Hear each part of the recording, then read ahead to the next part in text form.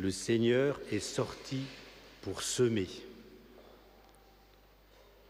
Cette bonne graine, il l'a jetée en nos cœurs dès notre baptême. Et cette vie de Dieu, cette graine de la vie de Dieu doit s'épanouir et porter du fruit tout au long de notre existence. Le Christ nous éclaire par ses paraboles.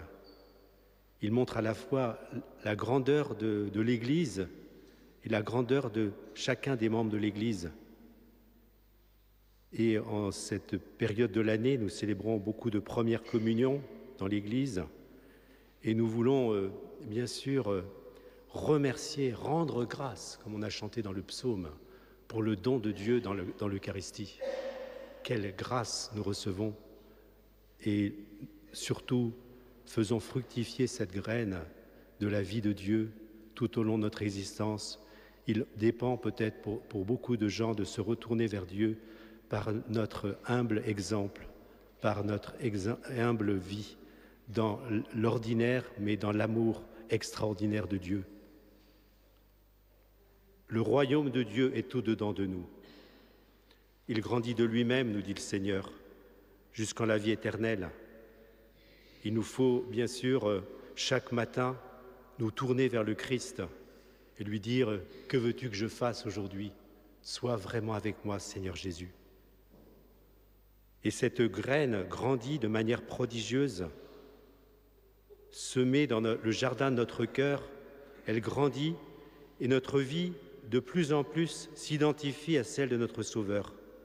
De telle sorte que nous puissions dire avec saint Paul, « Ce n'est plus moi qui vis, c'est le Christ qui vit en moi. » L'arbre de la croix étend ses branches pour abriter les oiseaux du ciel. Le Christ veut parler de tous les hommes. L'arbre de la croix va grandir de manière à étendre ses branches sur tout l'univers. Le Christ est roi de l'univers. Mais il compte sur chacun de nous, frères et sœurs. Il compte sur nous pour faire grandir cette vie dans le cœur de nos frères. Nous savons combien les hommes et les femmes se sont éloignés, mais peut-être qu'il dépend de peu de choses que beaucoup se retournent vers Dieu. Ayons confiance, soyons dans l'espérance. Le royaume de Dieu grandit lentement, mais infailliblement, comme la semence jetée en terre. Cette semence pousse jusqu'au jour où le blé sera mûr. Ce sera la moisson, c'est-à-dire l'heure du jugement.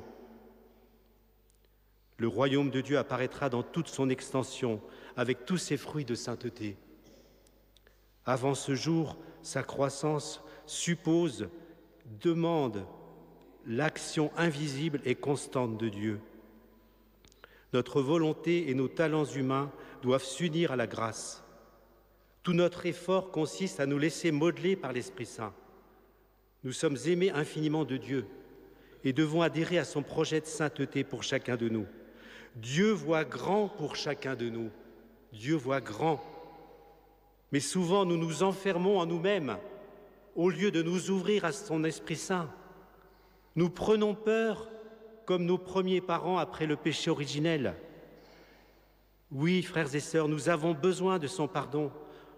Nous avons besoin régulièrement de son pardon, sans quoi nos communions ne sont pas fructueuses. Jésus a accompli la volonté du Père de sa conception dans le sein de Marie jusqu'au sacrifice du calvaire. Nous devons marcher à sa suite. Oui, selon la recommandation de saint Ignace de Loyola, faisons avec calme ce que nous pouvons, ne soyons inquiets de rien, mais abandonnons-nous à Dieu qui veille sur nous. Notre soin est d'accomplir notre devoir dans l'amour, pas un devoir impératif, comme disaient certains philosophes, non. Accomplissons notre devoir dans l'amour pour être agréable à Dieu. Notre peur, notre anxiété ne fait pas plaisir à Dieu. La bonté infinie de Dieu supplée à nos imperfections. Saint Paul, nous l'avons entendu dans la deuxième lecture, disait aux Corinthiens, « Nous avons pleine confiance en Dieu. Nous marchons dans la foi, nous cheminons sans voir. Notre seule ambition doit être de plaire au Seigneur Jésus. » Notre seule ambition doit être plaire, pas aux hommes, mais à Jésus. La vie de Jésus peut grandir en nous jusqu'à son épanouissement total qu'est la sainteté. Le Christ est cette semence de Dieu qui est devenu ce grand arbre de la croix. Et cet arbre de la croix étend ses branches sur tout l'univers et nourrit les hommes de ses fruits de vie. Le Christ, nous le savons, par son sacrifice du calvaire, a réparé les péchés de l'humanité, réconcilié ses frères et sœurs avec Dieu dans sa miséricorde. Le cœur de Jésus, transpercé par la lance, est une source jaillissante d'amour. Et c'est un fleuve d'amour qui se répand dans le corps de l'Église en tous ses membres, à travers le canal des sacrements. La vie de Jésus peut se déployer en nous au point d'atteindre sa plénitude. Demandons au Seigneur d'augmenter notre confiance, comme nous le rappelle le tableau de Jésus miséricordieux. Jésus, j'ai confiance en toi.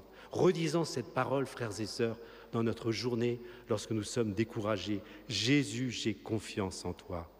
Le Christ compte sur nous pour étendre son royaume sur la terre.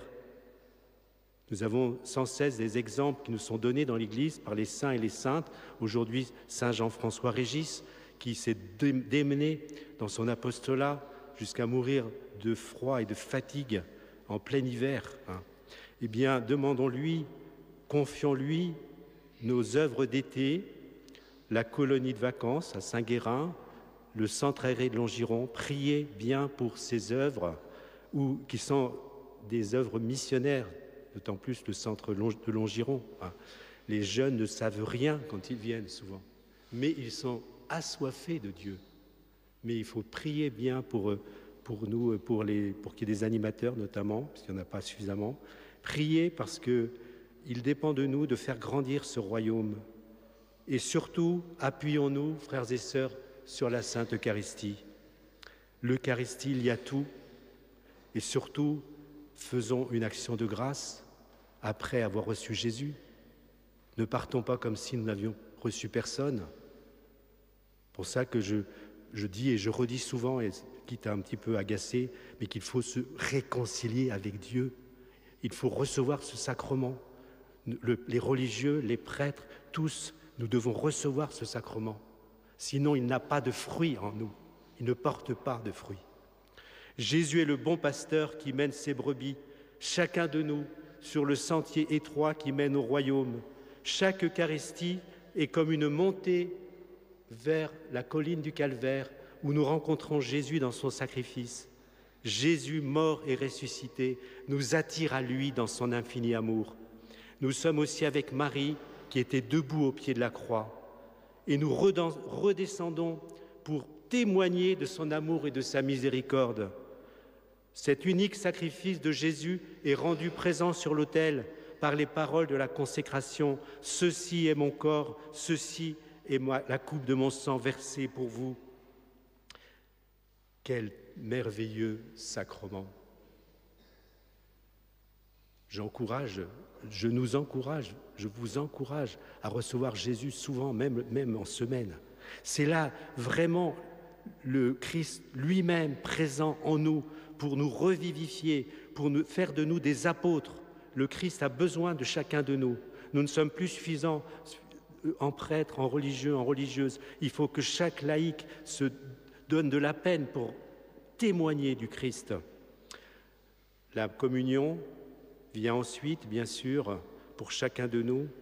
Et comme nous le disons aux enfants qui se préparent à la première communion, venons avec les fleurs de nos sacrifices, de nos prières, de nos bonnes actions, pour les donner au Christ, au plus intime de nous-mêmes. Jésus vient demeurer en nous, non pour quelques instants, mais pour toute notre vie, pour nous guider au paradis, pour recevoir notre Seigneur uni à son Père dans l'amour. Nous recevons les trois personnes de la Sainte Trinité, le Père, le Fils et le Saint-Esprit. Nous savons combien cette présence est forte en nous. Dans le silence de nos cœurs, Dieu habite en nous, il agit invisiblement en nous, il nous transforme. Mais ce que je disais tout à l'heure, c'est qu'il faut le silence, il faut l'action de grâce. Si nous retournons dans nos activités, si nous sommes perturbés par le bruit du monde, retrouvons ce silence, frères et sœurs, pour mieux accueillir le Seigneur. Et confions-nous à notre Mère qui nous dit, comme au serviteur de Cana, faites tout ce qu'il vous dira. Et elle nous dit aussi, aimez-vous les uns les autres comme mon Fils vous a aimé et continue à vous aimer sans cesse tout au long de votre vie.